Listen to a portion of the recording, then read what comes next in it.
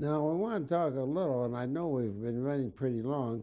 Religion has certainly been a large part of your life. We've talked Of about. course. Do you want to tell us a little bit more about what the Catholicism has meant to you? What? Well, what has your religion meant to you in Well, your life? I hope I run my religion by my life. I try to. It's not easy.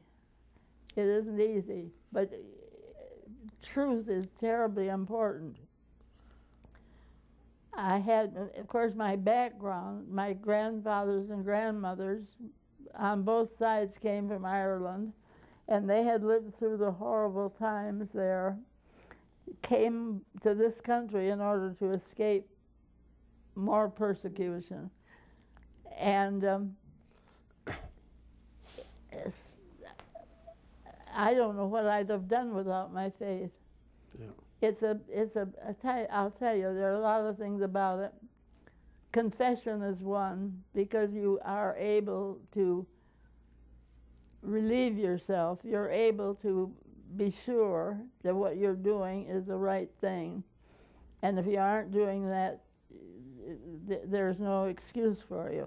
If you're just willing to go along the soft, easy way. It is also the communion, which is a part of every Catholic's life, where you believe very firmly that you are participating of the blood and flesh of the Christ child. It is, I think every day, you're supposed to be looking at people beside you, not with hate, but with, if you can do anything for them, that's your job to do it. And not to be superior, but to try to help in any way that you can. Yep. With people, to make people successful. I find it hard to meet people who are unhappy about other people's successes. It's as you pray. There's a lot of prayer with the Catholic religion, any religion. I think. I hope that you get strength from prayer. I wouldn't give anything for it.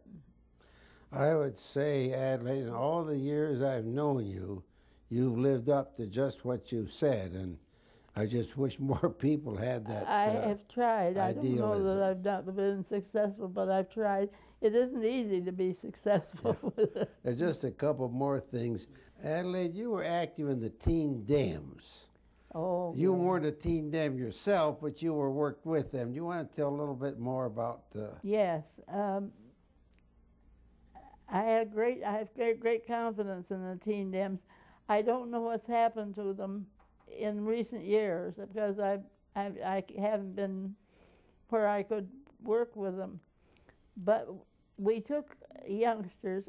See, these people came in. Do you remember Mary Stallings? Yes. Well, Mary Stallings is the one who ran that party last week.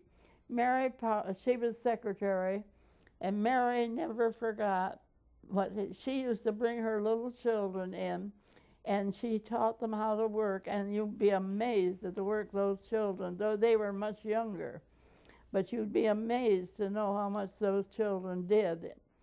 And we had some teachers in the school system who were teaching political science, government, political science, and who wanted some way to show children how they could be useful politically. Whatever party they belonged to, they could be useful. And we worked together. Paul Donahue was one of those people. And there were a number of them. There were several. I remember at one of the high schools that wasn't far from where I lived, we had a young man who was very active in the thing. Well, we got them together, and we made up our minds. Oh, Iris Becker was another one. Yeah. Remember Iris? Yes. She was a teacher. She liked it too. She was very interested in it. But I was insistent that we have rules and regulations. I was afraid of kids getting used. I didn't want them to be used and not educated, not given the chance they needed, and not to feel that they were successful. And so we set up a whole, in fact, we got out a booklet. I looked at it not very long ago, and I thought how they'd laugh at me today because we had very strict rules. The kids went to the conventions with us, but we put them up in the rooms that are reserved for the salesmen. We put the girls in one area and the boys in another. We kept them off the floor when the drinking was going on because there's never a convention that drinking doesn't go on. So we kept them apart from all that, from the temptation. But we let them go in for all the discussions. They could go in and hear all the debates that went on in any part of their own district or somebody else's district. And they organized, well, those kids did more in the way of precinct delegate work, following up. You could get the precinct delegate stuff all together, but they would help distribute it. Well, you remember one of your proteges, Jackie Vaughn, is still a state senator. Yeah. And I know he sees you. Where I'm particularly interested is my daughter Elizabeth met John, and they're now married, and that's where they met. But John that happened Collins.